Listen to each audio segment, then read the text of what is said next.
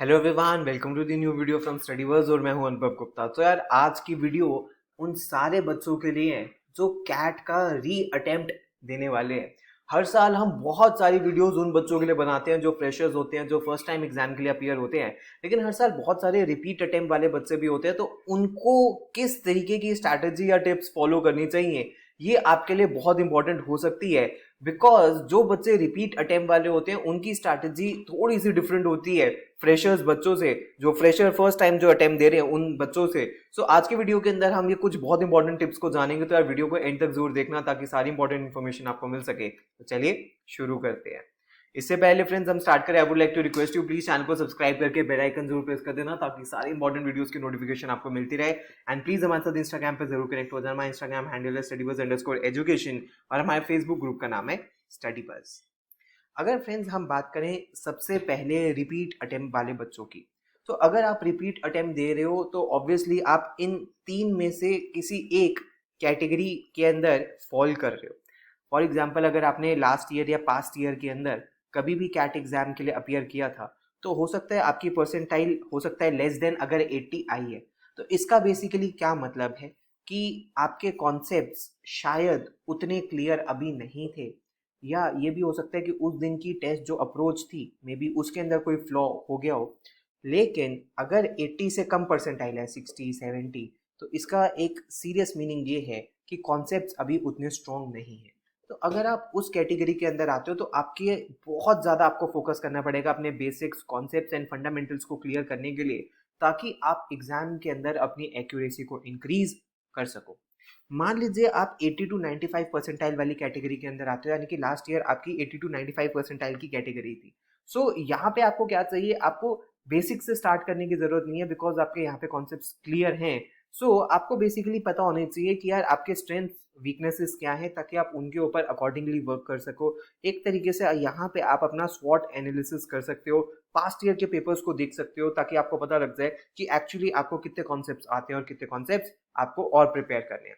मान लीजिए आप थर्ड कैटेगरी के अंदर आते हो जो कि बहुत ही एक्सेप्शनल कैटेगरी है, जो कि आपकी 95 परसेंटाइल से ज्यादा थी। तो यहाँ पे आपको बस दो तीन चीजें ही करनी है। सबसे इंपॉर्टेंट चीज की आपको पता होना चाहिए कि भाई प्रैक्टिस इज दी की, यानी कि lot of questions, lot of marks, और अपनी जो टेस्ट टेकिंग स्ट्रैटेजी है उसको थोड़ा बहुत ट्वीक करते रहना, थोड़े से उसमें चेंजेस करते रहना, ताकि आप अपनी जो ड्रीम परसेंटाइल है ऑलमोस्ट 99 परसेंटाइल या जो भी 98 99 99.5 परसेंटाइल तक आप स्केल कर लो। और इसके साथ साथ बहुत ज़्यादा इंपॉर्टेंट है कि पास्ट ईयर मॉक्स और पास्ट ईयर पेपर्स आप जितना ज़्यादा देखो तो आपकी स्ट्रैटेजी आपको पता लगती रहेगी कि आप एक्चुअली एग्जाम जैसे क्वेश्चंस को कैसे अप्रोच कर पाते हो। उसके बाद फ्रेंड्स, जैसा कि हमें पता है कि हमारे पास तीन सेक्शंस होते हैं। सबसे पहले हमारा VARC का सेक्शन, दूसरा है LRDI का सेक्शन, तीसरा है क्वांट्स का सेक्शन। हो सकता है जब आपने लास्ट ईयर पेपर दिया था तो आप एक पर्टिकुलर सेक्शन के अंदर आपने बहुत ज़्यादा फोकस किया, मान लीजिए आपने क्वांट में बहुत ज़्यादा फोकस किया और LRDI आपका कॉम्प्रोमाइज़ हो गया, या मान लीजिए आपका क्वांट और LRDI तो बहुत स्ट्रॉन्ग था लेकिन VARC आपने आपके पेपर की परसेंटाइल उसने बिल्कुल ख़राब करवा दी।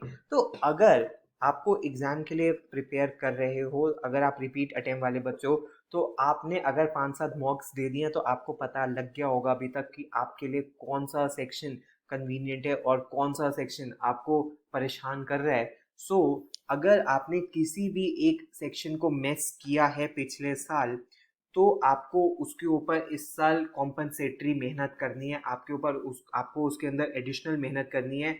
But keeping one thing in mind that आपकी प्रैक्टिस बाकी सारे सेक्शंस को अफेक्ट नहीं करना चाहिए। ऐसा नहीं होना चाहिए कि अगर आपका लास्ट ईयर VARC वीक था तो इस साल आप 4 घंटा सिर्फ VARC पढ़ रहे हो और LRDI क्वांट आपने साइड कर दिया कि हाँ यार ये तो मुझे आता है। ऐसा नहीं करना। जो सेक्शन वीक है उसके ऊपर मेहनत ज़्यादा करनी है, लेकिन बाकी के दो सेक्शंस के ऊपर हमें बिल्कुल भी कॉम्प्रोमाइज़ नहीं करना। उसके बाद आप सेक्शन वाइज कैसे मेहनत कर सकते हो, सेक्शन वाइज आप क्या स्ट्रैटेजी फॉलो कर सकते हो अपनी प्रैक्टिस के लिए, कुछ ये टिप्स आपके लिए हैं। फॉर एग्जांपल जैसे क्वांट है, तो क्वांट में आपको पता लग गया कि यार आप पर्टिकुलर टॉपिक के अंदर आपका वीक है या पर्टिकुलर टॉपिक आपका स्ट्रॉन्ग है। फॉर एग्जांपल आपका अरिथमेटिक स्ट्रॉन्ग है या ज्योमेट्री वीक है, तो आप क्या कर सकते हो, यार आप डेली बेसिस पे एक हैबिट डेवलप करो कि 40 से 50 क्वेश्चन तो मुझे क्वांट्स के करने ही करने हैं। और एक सेक्शनल मॉक वीकली आप एडिशनली लिख सकते हो या फुल एंड मॉक लिख सकते हो, ताकि आपको पता लग जाए कि यार एक्चुअली जो मैं पढ़ रहा हूँ, क्या मैं उसको एग्जाम में अटेम्प्ट कर पा रहा हूँ या नहीं कर पा रहा हूँ। इस तरीके से तो हमारा क्वांट हो जाएगा। फिर उसके बाद इसकी रिवीजन भी शुरू हो जाएगी। LRDI के बारे में बात करें तो अगर आप जितने diverse and wide range of sources से LRDI के सेट्स कर सको, फॉर एग्जाम्पल जो भी आप मटेरियल यूज कर रहे हो या पास्ट ईयर के पेपर्स जितने ज्यादा से ज्यादा आप कर सको, आपको पता लग जाएगा कि LRDI के क्वेश्चंस किस तरीके के बेसिकली आते हैं। जितने वेराइटी ऑफ केसलेट्स करोगे उतनी ज्यादा प्रोफिशिएंसी आपकी उनके ऊपर बढ़ती चली जाएगी। VARC के अंदर आप क्या कर सकते हो, अगर VARC आपका पेन पॉइंट है तो प्लीज कोशिश कीजिए कि डेली 1 घंटा तो पढ़ना ही पढ़ना है। डाइवर्स रीडिंग आपको करनी है। जितने डाइवर्स आर्टिकल्स आप रीड करोगे उतनी ही आरसी आपकी स्ट्रांग होती चली जाएगी। और जितने ज्यादा आरसी प्रैक्टिस करोगे, VA के क्वेश्चंस देखोगे, अल्टीमेटली जितने डाइवर्स सोर्सेज से आरसी करोगे, जितने डाइवर्स सोर्सेज से आर्टिकल्स रीड करोगे, उतना स्ट्रांग आपका VARC का सेक्शन होता चला जाएगा। तो VARC में एक्यूरेसी पे फोकस करने से ज्यादा पहले इंपॉर्टेंट है कि आपको अपनी रीडिंग स्किल्स डेवलप कर लेनी है। अब friends, test taking tips basically क्या हो सकती हैं। फॉर एग्जाम्पल, मान लीजिए कि यार आप बहुत एफर्ट लगा रहे हो लेकिन फिर भी आपका स्कोर इंप्रूव नहीं हो रहा, तो इसके अंदर बेसिकली एक प्रॉब्लम क्या हो सकती है कि जो आपकी स्ट्रैटेजी है प्रिपरेशन की या टेस्ट देने की, उसके अंदर कुछ मेजर फ्लॉ है। तभी आप मेहनत तो बहुत ज्यादा कर रहे हो लेकिन एग्जाम के अंदर अटेम्प्ट नहीं कर पा रहे या आप नर्वस हो जाते हो। तो इस चीज के अंदर आप क्या कर सकते हो, आप एक डिसिप्लिन मेंटेन कर सकते हो कि यार 2 से 3 घंटे में कॉन्टिन्यूसली विदाउट डिस्ट्रैक्शन पढ़ूंगा, और जब भी मॉक दूंगा तो मैं बिना किसी डिस्ट्रैक्शन के, बिना इधर से उधर हिले, और एक्चुअल एग्जाम वाले टाइम के अंदर एक्चुअल एग्जाम लाइक सिचुएशन बना के मैं उसमें पढ़ाई करूंगा और मॉक दूंगा, ताकि मेरी बॉडी और मेरा माइंड एकस्टम्ड हो जाए कि एक्चुअली टेस्ट कैसे देना है। एक बात पता होनी चाहिए आपको, सारे के सारे जो कैट या MBA एग्जाम्स के टॉपर्स होते हैं उन सब के अंदर एक बात कॉमन होती है, चाहे आप किसी से भी पूछ लेना, कि they have written a lot of full length mocks. और सिर्फ मॉक्स लिखते नहीं है, वो मॉक्स का एनालिसिस भी करते हैं। इसके बारे में हम आगे बात करेंगे। अगर आप कम से कम 20-25 मॉक्स नहीं लिख रहे हो तो कहीं ना कहीं आपकी प्रिपरेशन कंप्लीट नहीं हो पाएगी। एंड जितने ज्यादा आप मॉक्स दोगे, चाहे सेक्शनल एंड फुल लेंथ, उतनी ही ज्यादा बेटर परफॉर्मेंस आपकी हो जाएगी। बिकॉज एक छोटा सा फ्रेज होता है, it is better to bleed in it is better to sweat in practice than to bleed in war. उसके बाद हमने अगर मॉक दिया या टेस्ट दिया तो उसका एनालिसिस हम किस तरीके से कर सकते हैं। मान लीजिए आपको ये कंफ्यूजन होती है कि सर मैं एनालिसिस कैसे करूं, तो आपको ये पता होगा कि यार आप चाहे कोई भी मॉक एग्जाम के लिए अपियर करो, उसके अंदर इजी क्वेश्चंस भी होते हैं, मॉडरेट क्वेश्चंस भी होते हैं और हार्ड क्वेश्चंस भी होते हैं। तो ट्रिक ये है कि भाई इजी एंड मॉडरेट क्वेश्चंस हमें पिक करने हैं, बिकॉज इनके भी सेम मार्क्स हैं जितने हार्ड क्वेश्चंस के होंगे। तो हम हार्ड क्वेश्चंस पे बहुत ज्यादा टाइम स्पेंड नहीं करेंगे। हार्ड क्वेश्चंस हम सिर्फ वो ही पिक करेंगे अगर हमारे पास स्पेयर टाइम है या वो कॉन्सेप्ट हमारा बहुत ज्यादा स्ट्रांग है।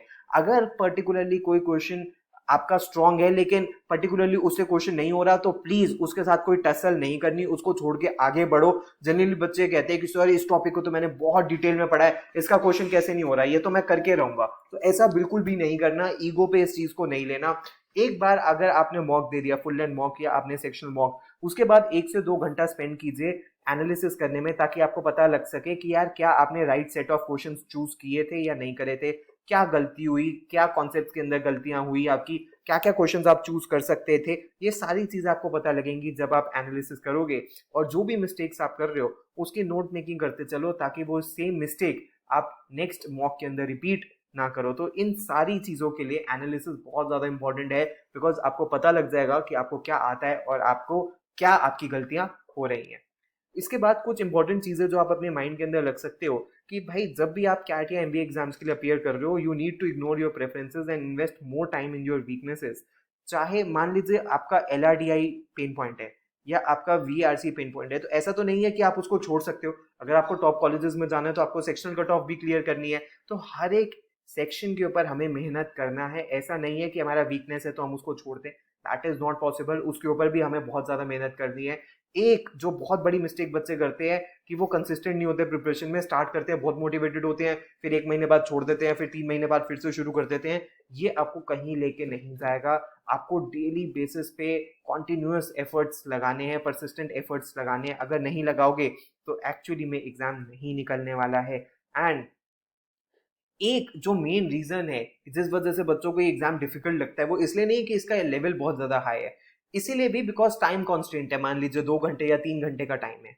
तो in your retake study schedule be sure to emphasize test pacing, यानी कि आपको पता होना चाहिए कि भाई मुझे इसी लिमिटेड टाइम के अंदर करना है जो करना है, क्योंकि 100% क्वेश्चंस तो नहीं करने, मुश्किल से 50, 60 या 70% क्वेश्चंस करने हैं। तो लिमिटेड टाइम के अंदर मैं इतने क्वेश्चंस कैसे अटेम्प्ट कर सकता हूँ, कौन से क्वेश्चन पिक करने हैं। तो अगेन यहाँ पे स्ट्रैटेजी यही है कि क्वेश्चन चूज और क्वेश्चन पिक कैसे करने हैं। एंड अगर मान लीजिए आप एक ऐसा बच्चा हो जो टाइमर के अंदर या मॉक देते हुए स्ट्रेस या एंजाइटी में आ जाता है, सो इसके लिए आप क्या कर सकते हो to control your stress level, be sure to practice under simulated conditions. जितनी ज्यादा प्रैक्टिस करोगे उतनी ज्यादा स्ट्रेस एंजाइटी कम होगी। और आप ये देखिएगा, ये बहुत ट्राइड एंड टेस्टेड मेथड है। फॉर एग्जांपल मॉक 1 से लेके आप मॉक 20 तक दे रहे हो, तो जब भी आपका जो स्ट्रेस लेवल होगा वो मॉक 1 के टाइम पे मैक्सिमम होगा और मॉक 20 के टाइम पे आते आते वो इतना कम हो जाएगा। सो जैसे जैसे जैसे जैसे आपके मॉक्स के नंबर्स बढ़ते जाएंगे वैसे वैसे आपकी स्ट्रेस एंड एंजाइटी लेवल्स भी कम होते रहेंगे। लेकिन इसके लिए बस एक ही चीज करनी है कि इन सारे एग्जाम्स के लिए और इन सारे मॉक्स के लिए आपको अपीयर जरूर करना है। तो फ्रेंड्स ये थी कुछ बहुत ज्यादा इंपॉर्टेंट स्ट्रैटेजी सारे के सारे रिपीट अटेम्प्ट वाले बच्चों के लिए। तो अगर आप रिपीट अटेम्प्ट वाले बच्चों तो यार ये सारी स्ट्रैटेजी जरूर फॉलो करना। आप अपने सजेशंस नीचे कमेंट बॉक्स के अंदर भी मेंशन कर सकते हो। प्लीज हमारे साथ इंस्टाग्राम पर जरूर कनेक्ट हो जाना।